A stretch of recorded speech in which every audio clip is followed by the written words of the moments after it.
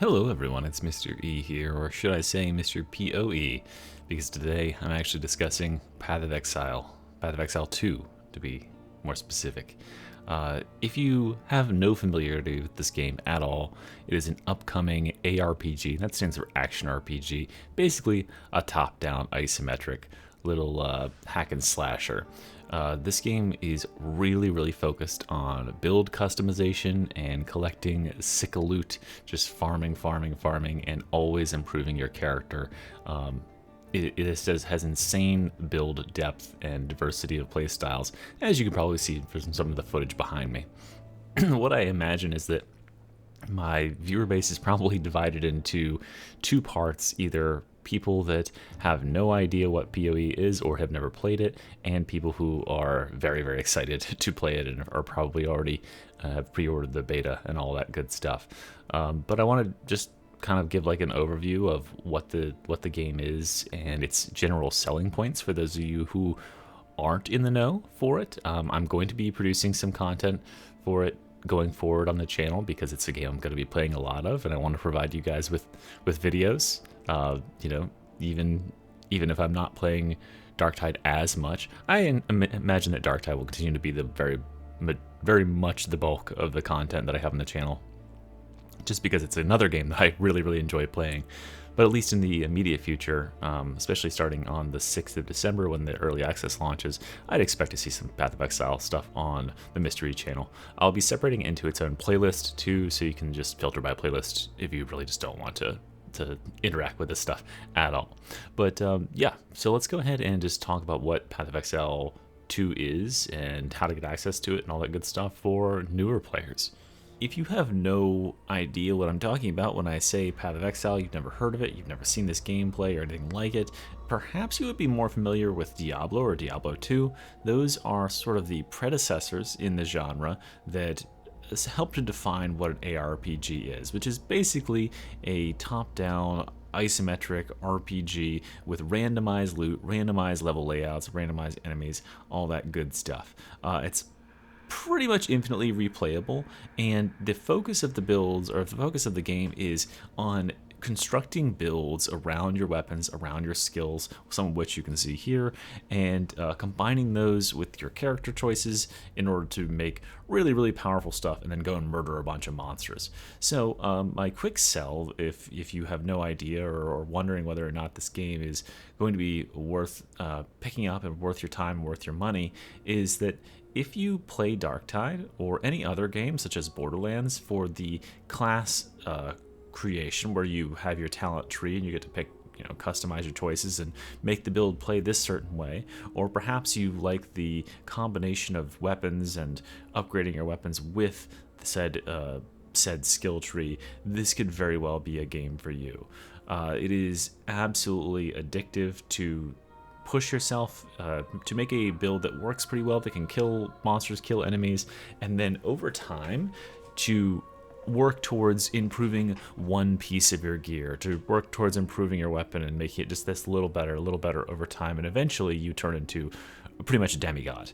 And it is just quite an amazing feeling.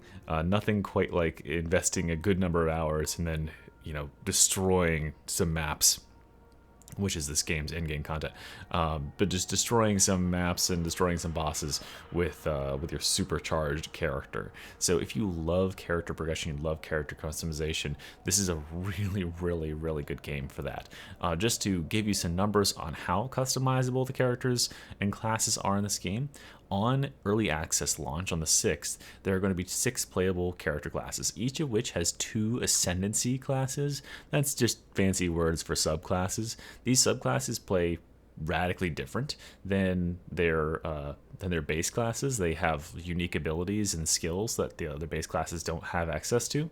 So you basically have 12 classes. And then when the full game releases, sometime probably in 2025, I'd have to imagine, it is going to have 12 playable classes instead of 6, and there will be 3 subclasses for every class. They've already showcased a few of these that aren't making it into the early access beta, so like things like the druid won't be in this, and we know the druid is coming to the full game, so you have that sort of stuff to look forward to. The other thing that allows you to have such huge character customization is the skill tree, and I'm going to tab forward to the skill tree right here. If you've seen nothing else about Path of Exile, perhaps you've been exposed to the skill tree before, and this is it, roughly, you know, a portion of it. It's like a third of it. It has thousands of different nodes on it, and the really cool thing about the Path of Exile skill tree, as opposed to the skill trees that we have in Darktide or any other game, is that all of the classes share the same skill tree. So if you need a skill that a different class has, you can spend some skill points to path your way over there. Well, that's why it's called Path of Exile. To path your way over there on the skill tree and reach the node that in question in order to get some cheeky power, and that can add some really crazy builds into the game because of that variety. Just sort of a multiplicative factor for build variety, really. Imagine an Ogren who can throw a frag bomb, but he has the veteran's ability to regenerate 1 grenade every minute, or to get 5% chance to get a grenade back on an elite kill. That sort of stuff could break the game wide open in Darktide, but in Path of Exile, it's the norm. You should be trying to break the game with all of your builds.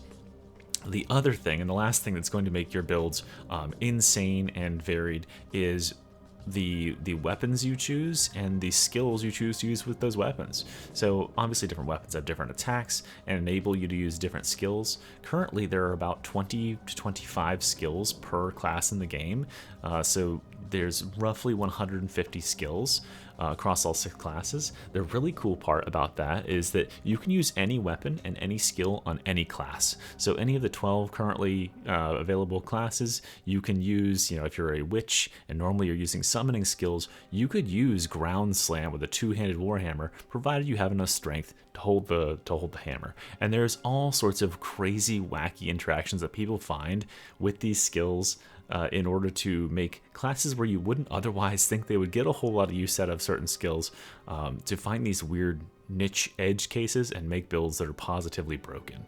But you can keep it a lot simpler than that too, and just hack and slash your way through the game as well. But I've never been one to create any of these like super niche, like clever builds. I'm not that good a build creator, but you can just follow people's guides online too, is what I end up doing. But it is just super cool to have so much variety and play these builds that have such interesting ways of murdering the whole world. So like I said before, the game is coming out in early access on the 6th of December. I will definitely be playing it. I'll definitely also be streaming myself playing it.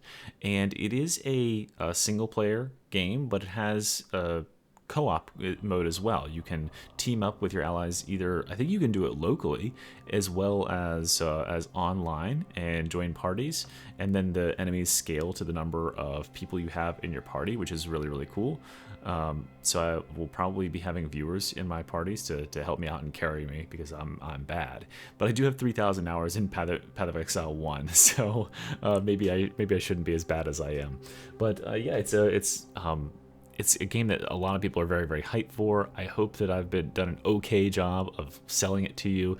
It is pretty much a full game, or pretty much what any other game would consider a full game on this early access release. So if you are shy about spending the $30 and thinking, oh, it's early access, I'm gonna get like 10 hours of content, I'm just gonna tell you from what I've seen here and what they've shown so far, there's a couple 100 hours of content in it, because it has almost all of the endgame systems that Path of Exile 1 has, and those are infinitely replayable. So you will definitely, if you are anywhere near the same addictive personality that I have for loot-based systems and randomized loot and playing, just basically gambling and getting legendaries and stuff like that, like they showed there, you will get a lot of value out of this game, and it will addict you very easily. So that being said, thank you all for watching, and I hope to see you in a few days. All right, Mystery out.